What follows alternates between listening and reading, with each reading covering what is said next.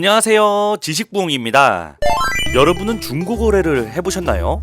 새 상품보다 저렴하게 필요한 물건을 구입할 수 있고 집안에 방치돼 자리만 차지하고 있는 물건을 정리하면서 수익도 낼 수 있는 데다가 사용하지 않는 물건을 다시 사용할 수 있도록 해서 환경보호 효과를 가져온다고까지 하는 중고거래를 위한 다양한 플랫폼이 경쟁을 하고 있습니다.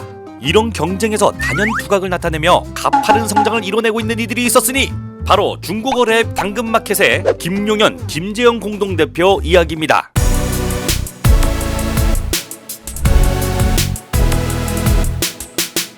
당근마켓은 김용현, 김재현 두 대표가 창립한 회사입니다. 김용현 대표의 어릴 적 꿈은 사업가가 되는 것이었습니다.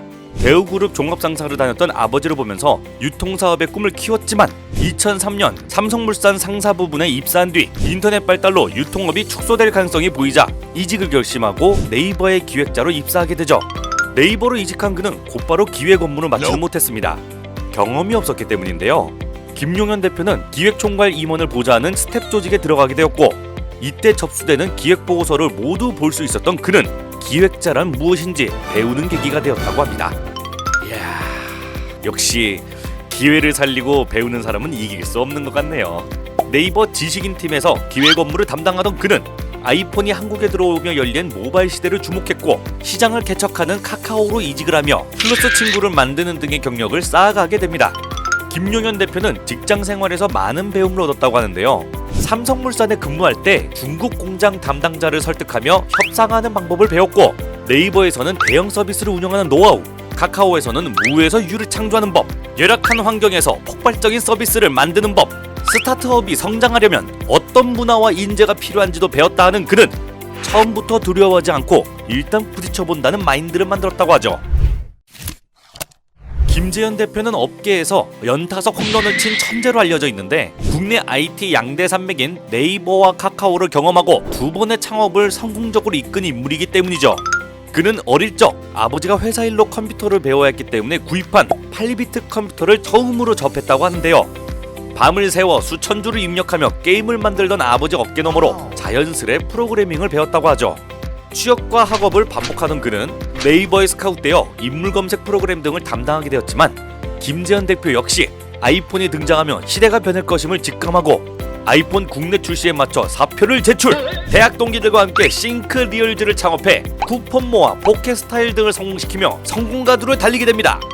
김재현 대표는 첫 직장에 맛본 기업의 성장을 잊을 수 없어 직접 회사를 만들어 성장의 맛을 느끼고 싶었기 때문에 남들이 선망하는 대기업을 퇴사하며 창업을 할 수 있었다고 하는데요.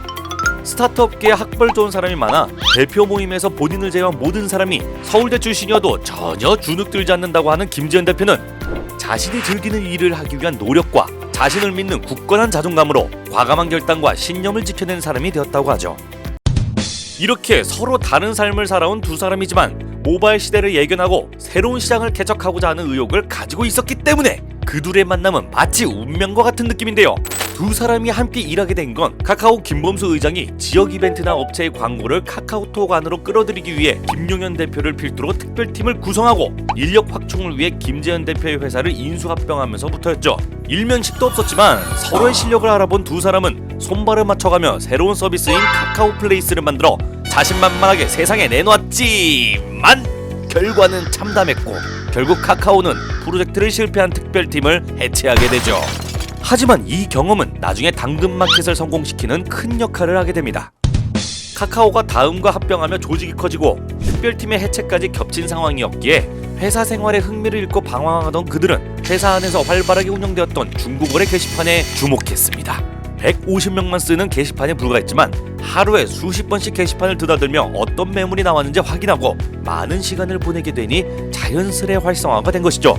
그들은 카카오 플레이스의 실패 원인으로 하루에도 몇 번씩 들어가 구경할 수 있는 서비스가 아니라는 점과 개발에 많은 시간을 소모하며 시장 반응의 검증도 없이 많은 기능을 넣은 서비스라는 점을 꼽았는데 중고거래 게시판은 이러한 두 가지 문제를 훌륭히 해결할 수 있는 아이템이었던 겁니다.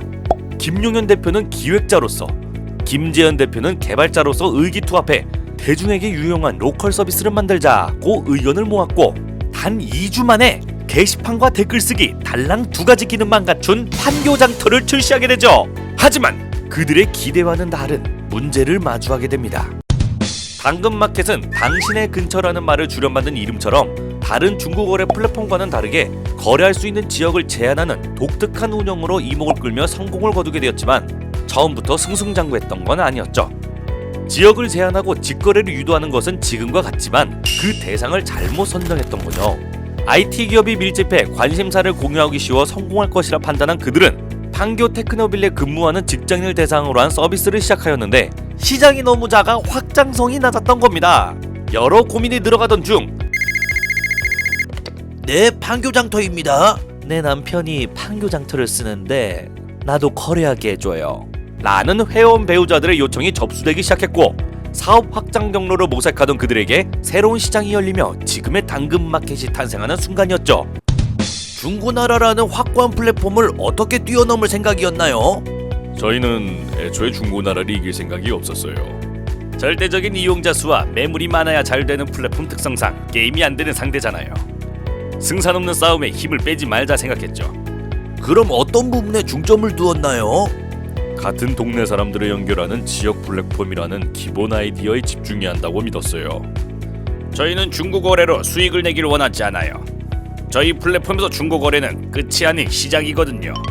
이러한 신념을 바탕으로 두 대표는 주변의 만류에도 불구하고 전국 지도를 펼쳐들었고 최대 반경 6km라는 원칙을 세워 손수 경계선을 그려가며 전국을 6,500개 구역으로 잘게 나누었습니다. 자신의 생활 반경에서 쓰는 돈이 전체의 50%가량 되는 매우 큰 시장임에도 물리적으로 가깝다는 이유로 역설적이게도 온라인화가 가장 덜 돼 있기 때문에 중고거래뿐만 아니라 부동산이나 구인 구직 정보 등 온라인으로 넘을 수 있는 동네의 모든 생활 정보를 취급하는 지역 커뮤니티로 진화를 꿈꾸기 때문이었죠. 중개 수수료를 받지 않아 수익 모델이 없는 당근마켓은 세분화된 동 단위로 저렴하고 쉽게 광고를 할 수 있는 시스템을 만들어 수익을 창출하고 있습니다. 이는 수익 창출의 목적뿐만 아니라 소상공인이 이용할 만한 광고 플랫폼이 없어 어려움을 겪었던 그들의 경험을 해결하며 기업의 비전을 손상시키지 않겠다는 의지의 표현이라고 봐도 될 것 같네요. 앞으로도 초심을 잃지 않고 동네 이웃을 연결해 효율과 따뜻함을 만드는 지역 기반 플랫폼이라는 비전을 이루며 더욱 발전하길 기원합니다. 여기까지 당근마켓 김용현, 김재현 대표의 이야기였습니다. 시청해주셔서 감사합니다. 구독, 좋아요, 알림 설정까지 부탁드리고요. 다음에 또 보어!